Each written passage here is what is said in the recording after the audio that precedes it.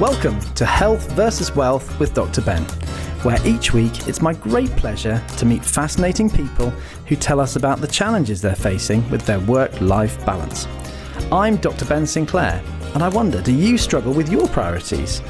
On the one hand, focusing on your work, business or career, namely your wealth, or on the other hand, looking after your health, which is so important. Over the past 20 years as a GP, I've seen many people spending too long on their screens, cutting corners on their sleep, diet or exercise. The result? Their work life's going well, but their health can suffer. I sincerely hope that my guests' personal and professional experiences may help you to improve your own health and life.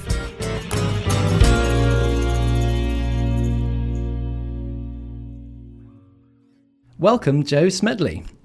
I've seen you describe yourself as a speaker, a coach, an entrepreneur, and a rebel with a cause. So can you elaborate on this cause? I will indeed. Thank you, and thank you for inviting me. So I suppose really the idea of rebel with a cause I've inherited, I think, through my brilliant career around just making sure that we shake things up a bit where they need to be shaken. So I think that from all of my work and things that I've done in the past, I'm not in it for myself, but if I believe that things are going in a direction that's not helpful for people, individually, collectively, I think that my gift really is that sort of honesty, coupled with sensitivity to be able to challenge the status quo, where actually it's really unhelpful for people. Now, I love the whole North Yorkshire honesty. I spent a lot of time in Yorkshire, trained at Leeds, lived in York. So I love that kind of that honesty, and then the compassion with it is the dream combination. So rather surprisingly, your crusade towards becoming a rebel began above a fast food shop in Scunthorpe. Indeed, that is where I was born. Absolutely. Tell us a bit more about your parents, your early life. Yeah, so I had a brilliant upbringing, so really supportive, and from a very, very early age I realised just how hard my parents worked. So they were really young parents, 17 and 18, so teenage parents. Wow, yeah. And you know, they literally were thrown into having a baby on the way at a very, very young age. And I think it wasn't until I had a review when I worked at Arla Foods, and I had a brilliant boss at the time who was a trained psychologist, and I did a psychometric, and in the one-to-one briefing she said, it makes sense now why you are not fearful of hierarchy, because you grew up in a collaborative setting. And it wasn't until that moment in time that I realised, actually, this idea of rebel, this idea of challenging, healthily so, this idea of having really honest conversations for the greater good, I was used to doing that very much from being in a very young family, because my parents would often say, you know, we're all learning together. So that sort of decision making, that being involved, that collaborative thinking, I didn't realise until that point in my career came from the conditioning of growing up with really, really young parents. Wow. Now, you're a transformational business coach. Tell us what your parents did. So, yeah, my dad worked for the steelworks. So he trained as a pipe fitter and plumber as an apprentice, and then he got a job at the steelworks. And then my mum actually had no formal education, but was incredibly intelligent and smart, and worked her way up through numerous jobs, and in the end became really senior in educational welfare for Lincolnshire and Humberside. Wow, so a really interesting start. And do you think their work ethic rubbed off on you? Absolutely. You know, there was never a plan B. So this idea of, you know, working really, really hard.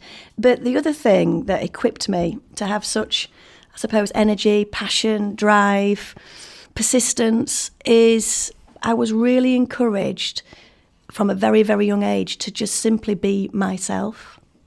And that was a real mantra, not from any self-help book, not from any Brené Brown YouTube clip, but from my parents in terms of, you know, you're good enough exactly as you are. And I think that was really brilliant to have in my toolkit, to know that if I was well-intended and kindness was at the centre of everything, that actually being myself and working really, really hard is all I really needed to do what I needed to do and go where I wanted to go.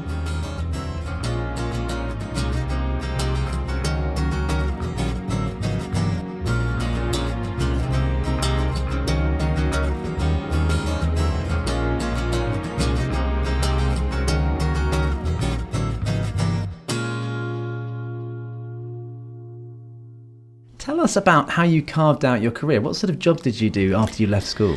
So I was first generation to get any sort of formal qualifications at all. So I was one of a handful that went from my comprehensive school to a sixth form college. And I studied A-levels there. I probably should have done an A-level in being very sociable, because I really enjoyed the social aspect of drama. Sixth form. Thing, isn't it? Yes. Yeah. So I did used to do a bit of drama and stuff as a hobby. But yeah, and I was sort of first generation to go away to university as well. So that sort of trailblazing, being first, and all of the fantastic stuff that goes with that, but also it's quite scary, because you're the first one to do any of that, so I felt a lot of responsibility at times. However, I knew from quite an early age as well that I wanted to work with people and I wanted to be in business because I liked the pace, and Marks and Spencer's was a really good place for me to start, because I remember speaking to a HR manager that worked actually in the Scunthorpe branch, and I knocked on her door and said, listen, I've got a job with M&S, can you give me some top tips? And she said, be really enthusiastic and say yes to all the opportunities and you'll have a great time. And that's exactly what I did. Just say yes. Yeah. Amazing. Well, if you're a yes person, things are going to go your way, aren't they? Yeah, so giving things a go. Fantastic. And in fact, I got so frustrated as an NHS doctor saying no all the time, I decided to become a yes man, and that's why I'm doing what I'm doing now. So we've got a similar yes mentality, which Brilliant. I think leads you in all kinds of exciting places. Yeah. So you worked at M&S. How long were you there for? And then what else did you do? So I did a first stint of 7 years, loved it, loads of opportunities. I got to go all over the country doing lots of different projects and roles, and that is where I really, really, really learned about people. So that was brilliant. And then I had a 2-year break and I went off to work for Capita, and that was great because it was fast paced and it was call centre, so you learned in the learning and development world, because that's where I landed eventually, because I absolutely loved it there, to really develop that sense of, if you're going to spend money, you need to demonstrate the return on investment. So it really sharpened my commercialism and this idea, if we're going to spend something, what can we see in return? Because learning and development gets a lot of stick for not being able to prove hard, tangible measures on a P&L. And I was sick and tired of having to justify why I was doing what I was doing for people, when it's a belief system, really, that actually if you take care of your people, the profits will then follow. However, in business, there's a P&L, and that sort of stuff didn't sit on one of the cost centre lines. And so working for Capita for 2 years taught me very quickly how you then need to just have that balanced commercial conversation if you're going to invest in people. And then my dream job came up at M&S, and actually one of my old bosses who I loved called me and said, you can absolutely now just be knee-deep in learning, because we want to introduce and re-energise and transform the way we do performance management in the organisation. So I was able to go back in as a bit of a specialist then, and then got into management development and did 7 years with them. So 14 in total with a 2-year break. A good tenure. And then after that, what happened? So then after that, because to progress at the time, a lot of the next level of jobs were going to be in London. And so whilst I did secondments and had some time there, I knew that my heart and where I wanted to be would be up north. Just a personal preference for me, even though I love to visit London and I think it's really inspiring. I knew I wanted to live and settle in the north. And so I knew that my career progression would be limited to sort of the regions and the divisions, and I felt like I'd had some really good experience doing that already. And so an opportunity came up to go and join Arla Foods in the UK. So I thought, great, it's a different industry, FMCG, and I actually, because I loved M&S so much, I only ever said to myself that the only other retailer I would love to work for would be John Lewis. And so actually trying a different industry would be really, really helpful, I think, for me to learn. And so I joined as head of leadership development for the UK business. I had a fantastic boss, great team. And at the time I'd had James, so I had a son. And even though the role was advertised full time, I was able to negotiate doing that role on 3 days, which was incredible, because it meant that I could still progress and also do my absolute best at being a mum as well. That's lovely. And it's interesting that flexibility was available to you, because pre-lockdown, lots of people didn't have that much flexibility. I think post-lockdown, people are much more aware of the need to retain staff by being flexible. You were, twice the age that your mum was when you had your first child. Was that intentional? Did you wait that time? I think it absolutely was intentional. Number one, I didn't think I'd ever be ready to do such a big job. And also because of my mum's influence, even though, of course, she never regretted, why would she? I was the best thing that ever happened to her. She was really keen that I invested in my career, in education, and just in life experience before I decided to make room for a family, if that's what I was going to do. So it was very much in my conscious mind to not fall pregnant really, really young. And that's not because I ever felt that my mum regretted it, but clearly when you have a child at that stage in life and, without much sort of security behind you, it's really, really tough. And I just think my mum knew that there might be a different way for me, and it actively encouraged me to do that. Jo, you'd just become a parent. How did your employer take that? Well, I became a parent when I was at Marks and Spencer's, and so M&S were really, really good with their maternity provision. Leading edge, I would say, around all of that. But when I wanted to return, there were still quite rigid policies around, because that was the time and context that we were in the world of work. And so they didn't really offer part-time as such. There was various job shares, but it was sort of, it was very much depending on luck rather than intention, because people were getting, newly educated to some of that flexibility that started to emerge in the workplace. And so I had, again, good sponsors, good mentors around me, and I suppose I've always been very clear about what matters to me. So that honesty thing, it's a blessing and a curse, Ben. Yeah.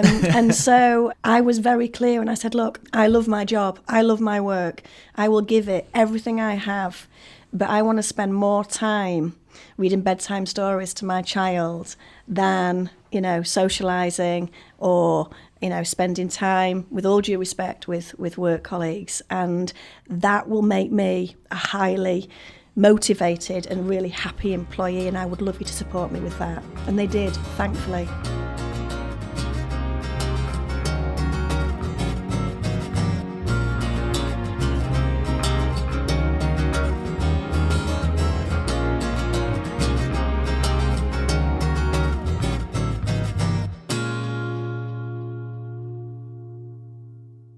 Welcome back to Health versus Wealth with Dr. Ben. Now, for those of you joining us late, I'm delighted to be talking to speaker, author and transformational business consultant Jo Smedley from Leeds.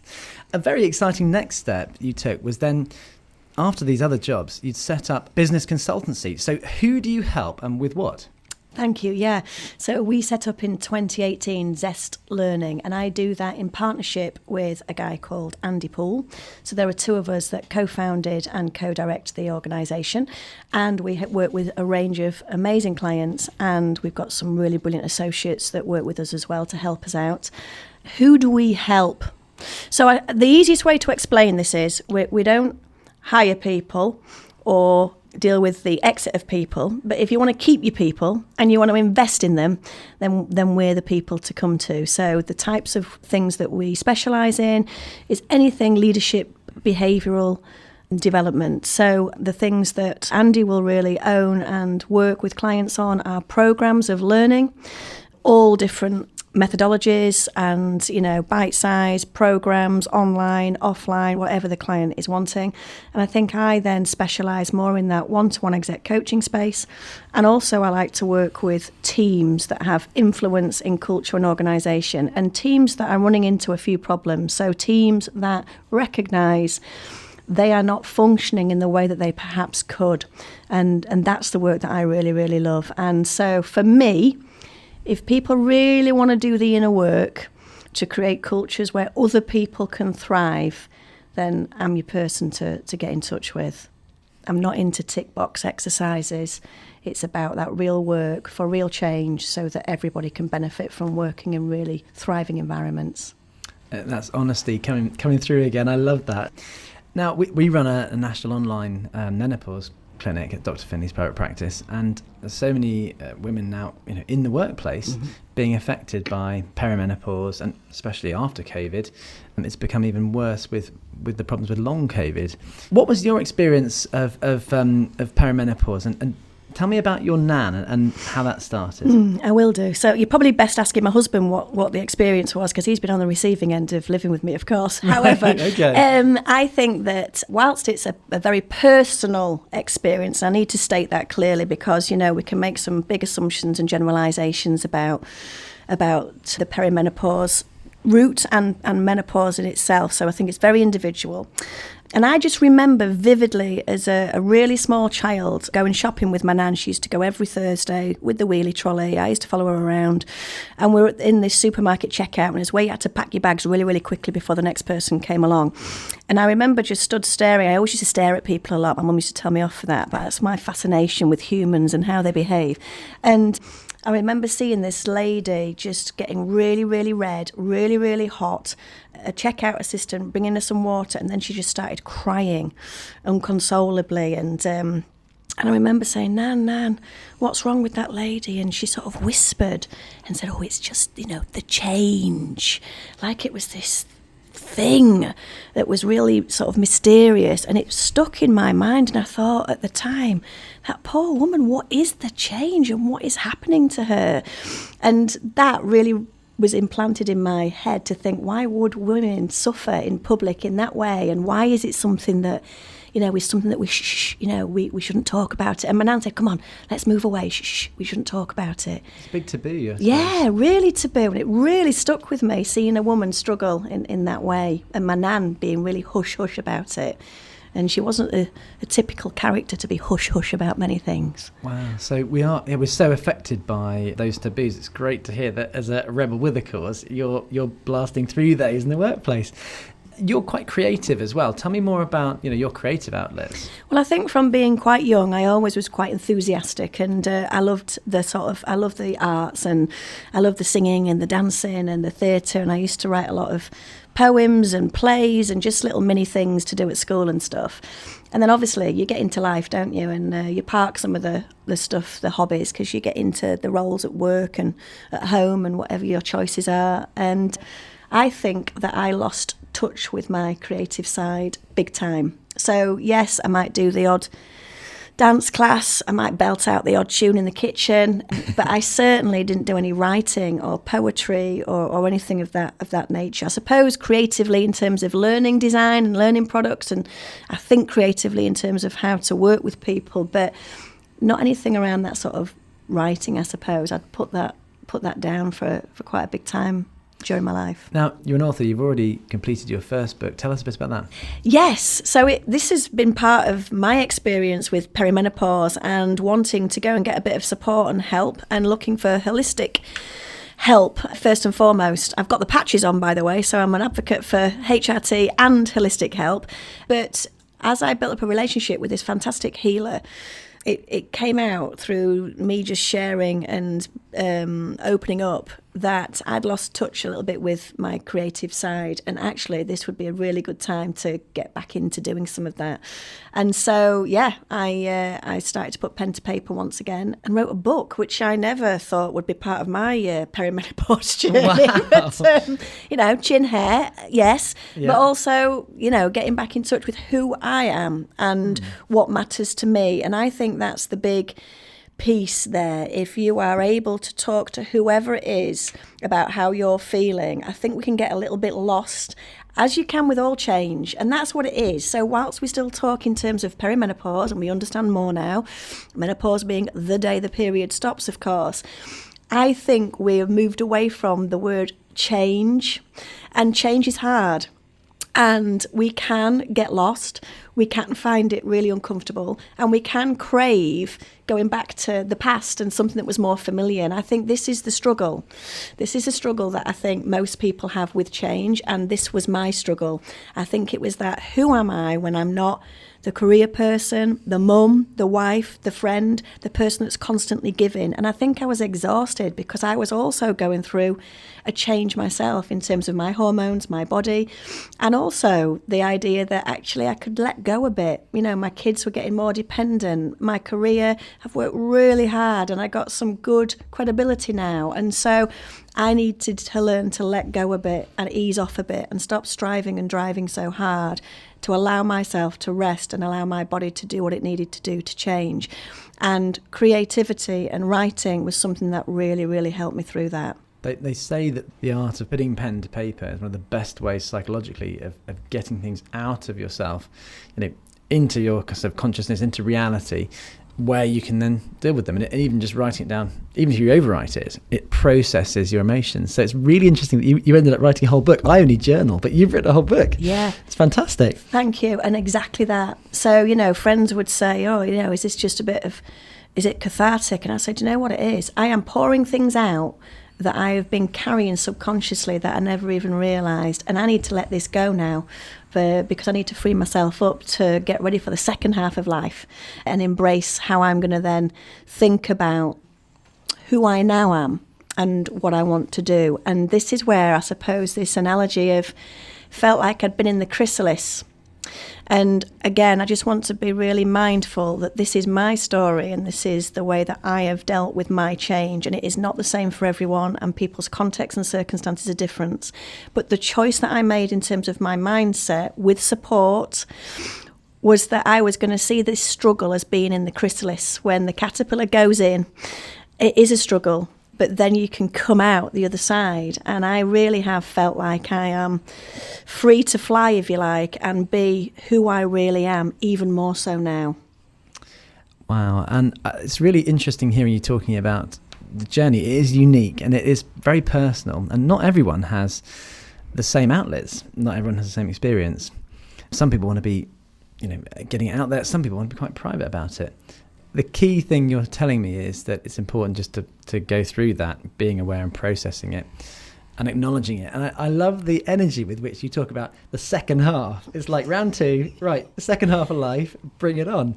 So tell me, you working in many sectors, how do you feel employers cope with perimenopause you're coming across? I think that certainly the industries that I cut across, there's a real openness to want to learn, and I think that is the first step, and I think it's for everyone in the workplace. So, I've always been a real fan of pure inclusivity and inviting people to come along and learn, and it's an invitation and people can decline, right?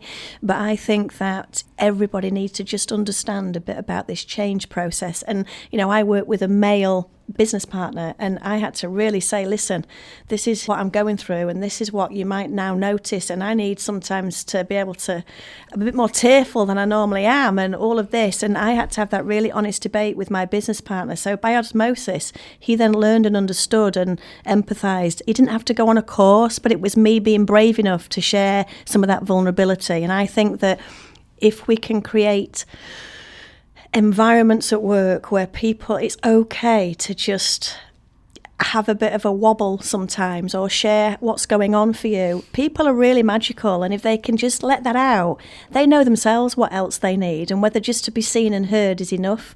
So I think that employers are getting really, really good at creating more psychologically safe workspaces. So whatever the conversation needs to be, it can happen.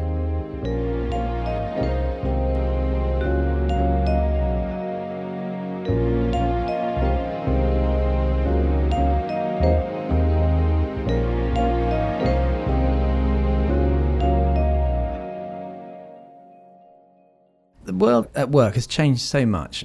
What's your advice to people in business, entrepreneurs, about how to strike the best balance between their health and their wealth?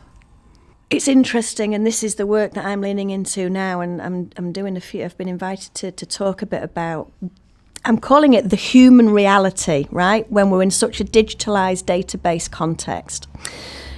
I think the human reality is we really do have to feel safe enough to be our true selves, knowing that there's a responsibility that comes with that.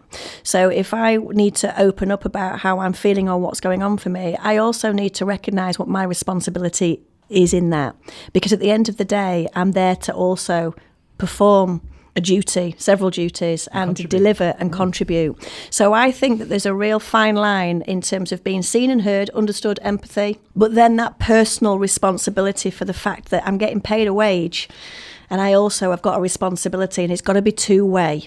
And I see sometimes there's some caution around, leaders and employers. What if I say the wrong thing? What if I do the wrong thing? But the fact that you are showing care to try and understand your people, I think, is lesson number one. But equally, I think it's not being afraid to ask the individual or teams what is it that they need to do as well, so that they can strike the right balance. Jo, I always ask everyone, how do you rate your own health out of 10? Ooh, I would say with my awareness, I mean, who knows? I can't check the insides. But in terms of how I feel, 9 or 10. And I think that I've been very conscious to look after myself because in my early 20s, I had a bit of a health scare and some really valuable lessons I learned there to make sure that I never got into that situation and felt like that again. So I'm really pleased that happened to me early on, because it's meant that I've prioritised my health, my sleep. I've got a real weakness for chocolate, so I have to really watch myself with that. But yeah, I try and eat as well as I can, and sleep for me, I am a monster if I don't get at least 7.5, 8 hours. Wow, so some really key touchstones there: sleep, diet, avoiding the bad stuff, going for the good stuff, and taking action on health scares.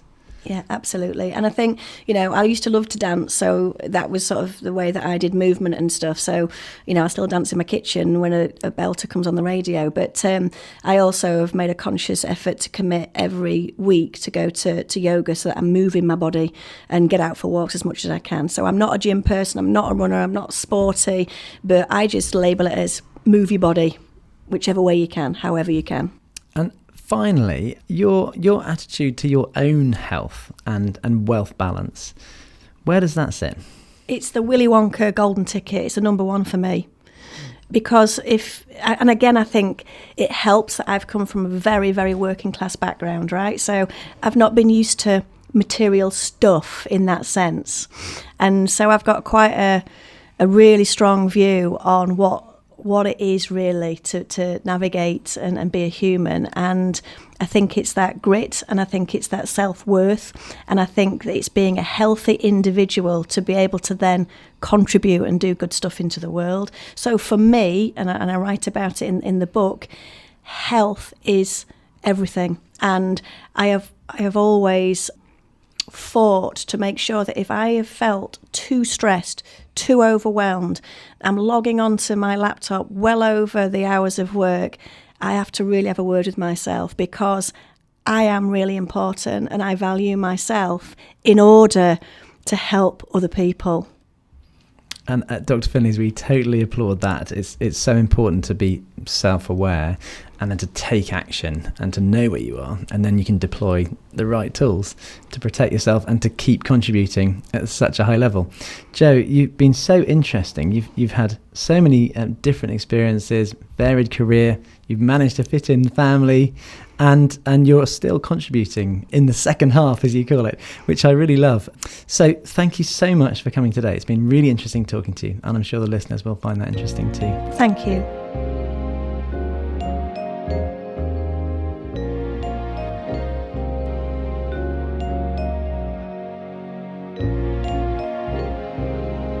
So I do hope you enjoyed today's episode of Health versus Wealth with Dr. Ben, and I hope it may help you improve your life and health. You can also take one easy step by achieving that right now by subscribing free on your usual podcast platform. And if you'd like to be a guest on the show, you can email me on podcast@drfinlays.co.uk. I hope you'll join me again, but for now it's goodbye from me, Dr. Ben.